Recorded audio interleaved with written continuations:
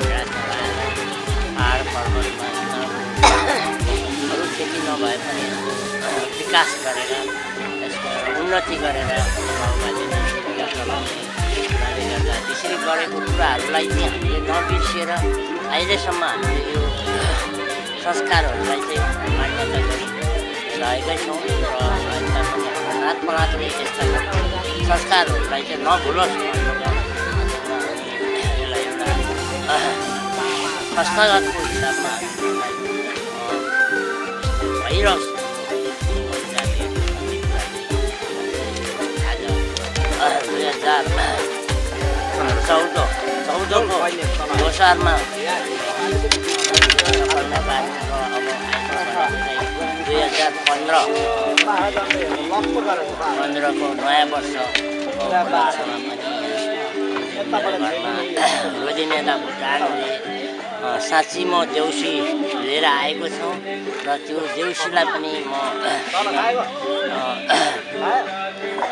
हार्दिक शुभकामनाको लागि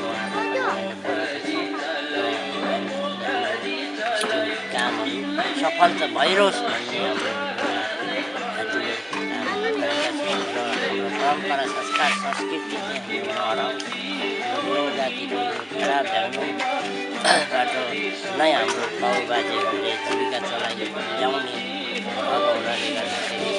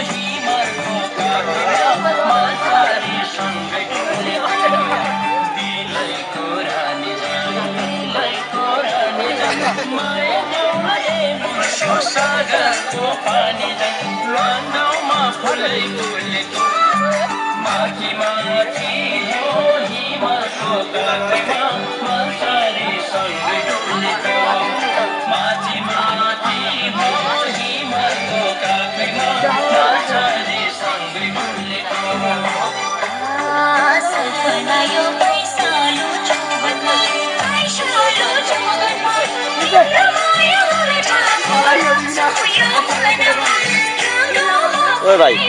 के देखছে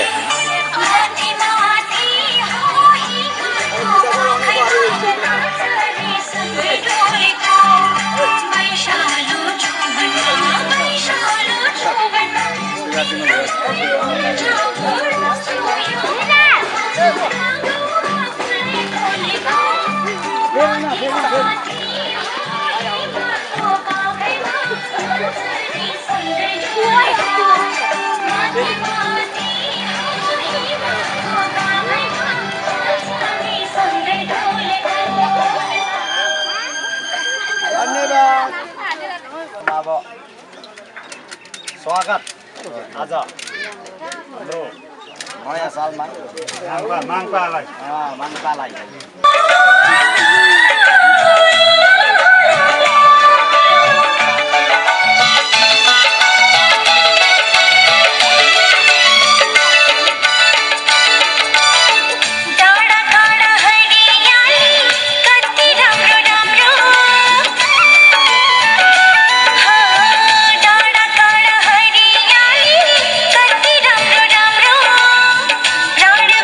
प्यार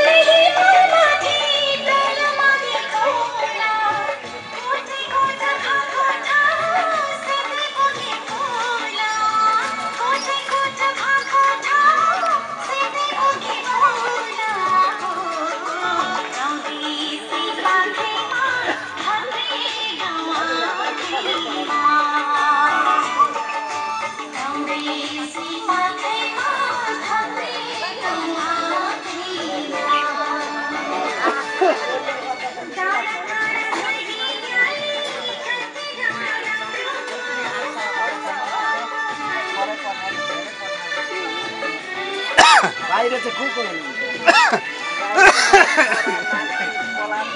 हजुर सबै सन्तानहरू सबैका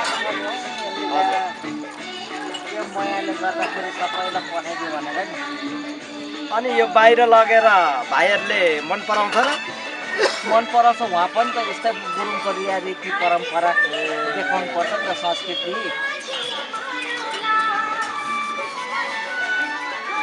अनि अब आमापट्टि क्वेसन सोद्धा सोद्धा उता बाबुपट्टिको बाबाले यो के बनाउनु भएको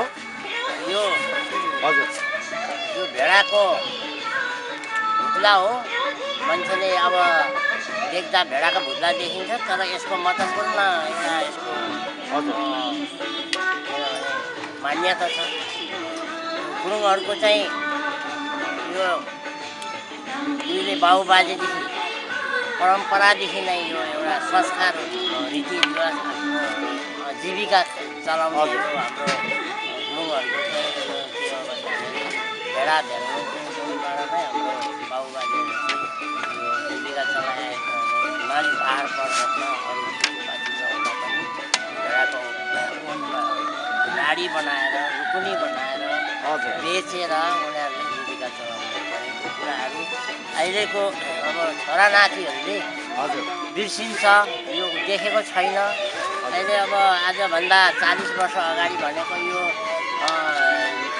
रुईहरू एउटा यो सिलेक्टको सब भन्ने गाडी यो परम्परा यो संस्कारहरू अनि लोप हुँदै गएको हुनाले गर्दाखेरि हाम्रो नानीहरूले छोरा नातिहरूले यो बिर्सिनु भयो हाम्रो जाति गरिरहेको एउटा विकासहरू के गरेर हाम्रो बाबुबाजेले जीविका चलाएको थियो भन्ने कुराहरू बिर्सिने भएकोले गर्दा हामीले चाहिँ अहिलेसम्म यो कामहरूलाई चाहिँ हामीले बढाएर संस्कार संस्कृति चाहिँ लोप भएर नजाओस् र संस्कारहरू चाहिँ यो भनेको चाहिँ उहिलेदेखिको सृष्टि नै हो सृष्टि हो किनभने गुरुङहरूको सृष्टि हो अब गुरुङ जातिको चाहिँ एकदमै नभुलोस् हाम्रो नाचले पनि भनेर यो हामीले चाहिँ यो बाँचुन्जेल अथवा गरी खान सकुन्जेल चाहिँ हामीले यसबाट नै हामीले धेरै संस्कारहरूलाई जोगाएर राख्नुको लागि हामीले यस्तो एउटा शरणार्थी एउटा अवस्थामा भए पनि हामीले हाम्रो उहिले बाबुबाजेले भुटानमा हुँदा गरिरहेको संस्कारहरू चाहिँ हामीले नबिर्सिनको लागि र हाम्रो नाचपलाको भनेको पछि गुरुङ जातिहरू चाहिँ एउटा के हो भन्दाखेरि यो अस्तित्व नै हो गुरुङहरू भेडा झ्याङलुङ चलाएर उनीहरूको जीविका चलाउने यसो भने के हो भने यसलाई चाहिँ भनिन्छ कि लुकुनी भनिन्छ हजुर अब यो के लाएको यहाँ अहिलेको मान्छेहरूले चाहिँ के भन्छ भने यो बाबैले यो बाजेले त धुसाको कोट लगाएर हिँडेको छ के हो अचम्म यसको बनाउँदा हुने रहेछ भने तर हुँदैन यो खास गरी भेडाको ऊन ल्याएर बनाउनु पर्ने भेडाको ऊन ल्याएर यसलाई धुलाएर पिउरी बनाएर यसको ऊन काटेर अनि यसको यसरी कान लगाएर यसरी बुन्नुपर्छ त्यहाँदेखि यसलाई माडेर यस्तो मोटो बनाउनुपर्छ मोटा बनाएर चाहिँ त्यहाँबाट फेरि यसलाई काटेर सिलाएर एकदमै यो एकदमै तातो हुन्छ तातो एकदमै भनेको पछि यो कतिको यसले चाहिँ लास्टिङ गर्छ त यसले लास्टिङ भनेको अब अहिले यो मैले भुटानदेखि आउँदा नै लिएर आएको अहिले भुटानदेखि आएको पनि म 23 वर्षको हारारीमा पुगेको छु र पनि अहिलेसम्म मैले यो लाउनु सकिरहेको छु र यो धेरै लास्टिङ गर्छ यसले भनेको पानी आयो भने पानी बाहिर नै यसले तरेर जान्छ यसमा पानी पसेर भिज्दैन यो स्वरूप भिजे पनि भित्रको लुगाहरू भिज्दैन त्यसरी हातमा तातो भइरहेको हामीले यो वस्तु चाहिँ एकदमै महत्त्वपूर्ण वस्तु हाम्रो गुरुङहरूले मान्यता गर्छ त्यसो हुन्छ हाम्रो भावी सन्तानहरू हाम्रो नाकपडातले पनि यो कुराहरूलाई चाहिँ नबिर्सियोस् भनेर हामीले संस्कारहरूलाई चाहिँ जारी नै राख्नको लागि अहिलेसम्म गरिरहेको छ। भनेको पछि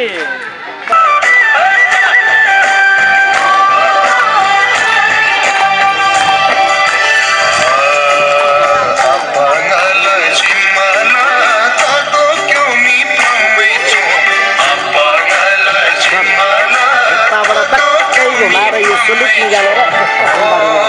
अघि गरेको थियो फेरि गर्नु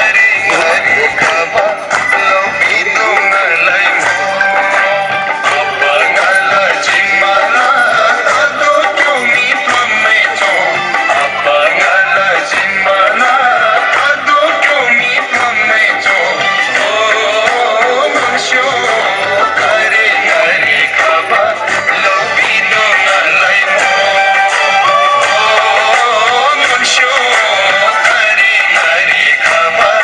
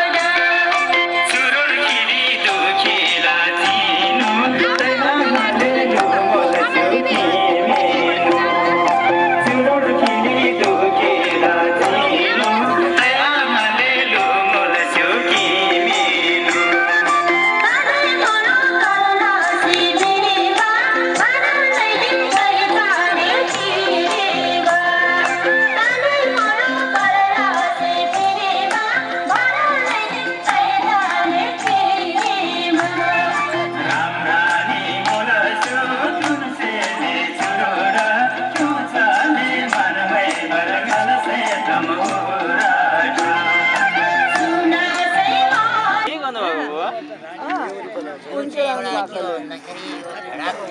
हजुर भेडाको ऊन हो गुरुङहरूको चाहिँ भेडा ढ्याङ्ग्रोको चिजबाट जीविका चलाउने गरेको उपाधि छ अहिलेसम्म पनि हामीले बिर्सिनु नसक्ने एउटा बिरुवा हो संस्कार हो अहिलेसम्म जारी नै राखेर गरिरहेको भावी संस्कार भने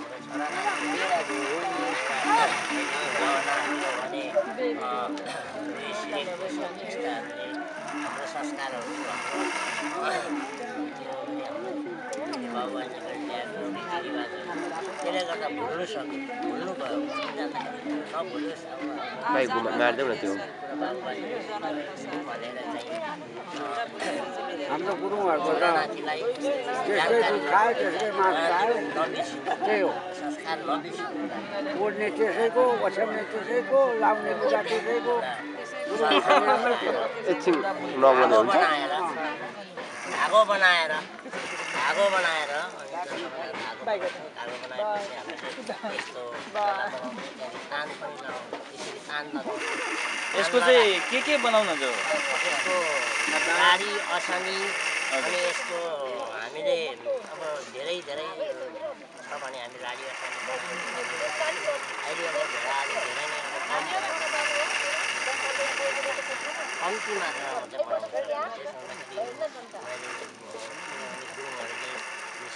कोट बनाएर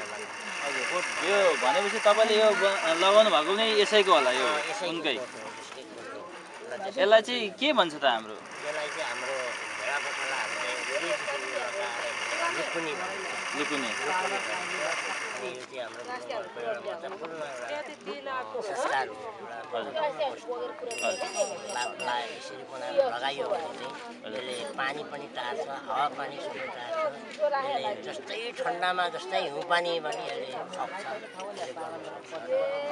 टोपी पनि यसैको बनाउनु भएको होला यसैको यसलाई चाहिँ के भन्छ टोपी यसलाई चाहिँ अब गुरुङ भाषाबाट चाहिँ के भन्नुहुन्छ अब कुले गुरुङ भाषाबाट चाहिँ यसलाई चाहिँ कुले भनिन्छ र हाम्रो भाषाबाट हो भने नेपाली भाषाबाट टोपी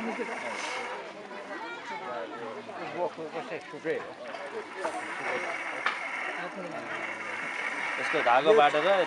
डल्ला बनाउनु यो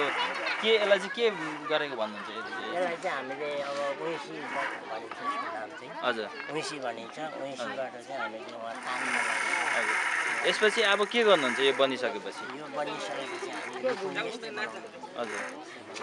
त्यो बनाउन त त्यतिकै त्यो त बन्दैन होला के तान लगाउनुहुन्छ के गर्नुहुन्छ कि यसलाई हामी अब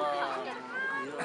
यति भएपछि हामी यसरी तान लगाउँछौँ तान लगाएपछि चाहिँ हामी बुन्छौँ बुनेपछि यसरी बुन्नुहुन्छ हजुर यसरी बुन्दाखेरि हजुरआमाले बुनिरहेको छौँ तपाईँले चाहिँ यो के बुन्दै गर्नुभएको यो लुकुनी बुनेको नानी हजुर यसलाई चाहिँ लुकुनी भन्छ ए अनि यो चाहिँ कहिलेदेखि बुन्न थाल्नुभएको यो भर्खर हिजोदेखि बुन्नु थालेको हजुर फुरफुर बुन्यो भने त एकै दिन पनि सकिन्छ हजुर बुन्नु नभ्याउँदा चाहिँ अलिक 2-4 दिन लाग्छ समय ए यो लोसारले गर्दा अलिक भएन त्यसरी आधी मात्रै बनाएको भनेपछि अब कहिलेतिर सक्नुहुन्छ यो चाहिँ यो भोलि चाहिँ सक्यो भन्ने विचार छ त्यहाँदेखि यसको अघि के भन्नुभयो लुकुनी के भन्नुभयो लुकुनी लुकुनी चाहिँ अब कहिले तयार हुन्छ त लुकुनी चाहिँ अब यो बुनिसकेपछि मार्नुपर्छ मारेर अनि काटेर सिलाउनु पर्छ सिलाएर त्यही चाहिँ लुकुनी हुन्छ ए यो चाहिँ के गर्नुहुन्छ तपाईँहरू आफै प्रयोग गर्नुहुन्छ कि कसैको बुनिदिनु भएको हो कि यो चाहिँ बिक्री गर्नुहुन्छ यो बिक्री गर्नु लागि नै बुनेको बुन्नु त हजुर अब हेरौँ आफैलाई पनि खानु पर्छ हजुर ए बिक्री गर्दा चाहिँ कतिसम्म बिक्री हुन्छ यो चाहिँ यसको यो समयअनुसारको बेसी छैन नानी 5000सम्म पाउँछौँ भन्ने आशा गरेको के हुन्छ यो चाहिँ प्राय कुन जातिले लाउने गर्छन् त? यो हाम्रो गुरुङ जातिको परम्परा हो। यो हाम्रो गुरुङ जातिले चाहिँ उत्पन्नमै भेडाको उत्पन्नमा पार्दाखेरि हाम्रो भगवान्हरूले भेडा उत्पन्न गराइदिनु भएको थियो अरे। अनि हाम्रो ओर्ने ओछ्याउने केही नभएको कारणले गर्दाखेरि हामीलाई त्यही भेडा पाल्यो, त्यही भेडाको ऊन काट्यो, त्यही भेडाको गाडी पुन्यो, लुकुनी पुन्यो, ओर्ने ओछ्याउने सबै हाम्रो यही हो। त्यो भएको कारणले गर्दाखेरि चाहिँ अहिलेसम्म पनि यसको परम्परा छोड्नै नभएको। हामीलाई यो ओड्नु पनि हुन्छ, ओछ्याउनु पनि हुन्छ। अनि भेडा गोठालाले भेडा गोठमा बस्दाखेरि मजाले यही घुमराडी यसकै लुकुनी बुनेर ओढेर दिनभरि पानी झरीमा ओढ्यो। अनि जिउमै सबै त्यो पानी तरिसकेको हुन्छ, जिउबाटै त्यो घुमराडीको बखोको पानी तरिसकेको हुन्छ। अनि बेलुका फेरि त्यही ओछ्याएर सुत्नुहुन्छ। यसलाई यो अरू यो तपाईँले चलाउँदै हुन्छ नि, यो के भन्छ यो बुन्दै? यसलाई ताके भन्छ, यसलाई नाके काठ भन्छ, यसलाई सादी काठ भन्छ। हजुर यहाँनिर पुगेको छ यो रेसी काठ हो। हजुर यो चाहिँ भारी काठ हो। हजुर यो माथि चाहिँ यो डाँडी काठ हो।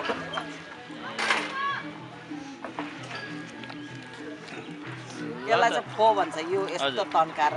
बुन्नुपर्छ, नभए खुम्चिन्छ फेरि। हजुर उनको धागो निकाल्नको लागि चाहिँ यो चर्खा भन्छ। यसलाई चर्खा भन्छ। चर्खा छैन भने चाहिँ धागो हुँदैन। यो चर्खामा धागो मात्रै धागो।